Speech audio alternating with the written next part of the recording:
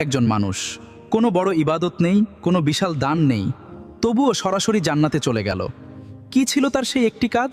রাসূল সাল্লাল্লাহু আলাইহি ওয়াসাল্লাম বলেছেন, এক ব্যক্তি মানুষের সাথে লেনদেন করত।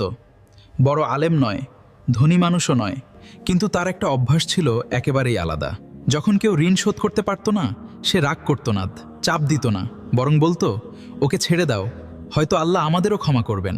সে মানুষের ভুল সহজে মাফ করে দিত, কঠোর আচরণ করত না। তার কাছে মানুষের প্রতি দয়া আর ক্ষমাই ছিল সবচেয়ে বড় জিনিস। আর ঠিক এই ছোট ছোট কাজগুলোই একসময় তার জন্য সবচেয়ে বড় নেকিতে পরিণত হলো। অবশেষে আল্লাহ তাআলা বললেন, তুমি যেমন আমার বান্দাদের ক্ষমা করেছ, আমি তোমাকেও ক্ষমা করে দিলাম। সুবহানাল্লাহ। আমরা অনেক বড় বড় আমল খুঁজি, কিন্তু হয়তো কারো ভুল মাফ করে দেওয়াটাই হতে পারে আমাদের জান্নাতের পথ। আপনিও কি কাউকে ক্ষমা করতে পারবেন? কমেন্টে লিখুন ইনশাআল্লাহ। আর ভিডিওটি শেয়ার করুন, হয়তো কারো হৃদয়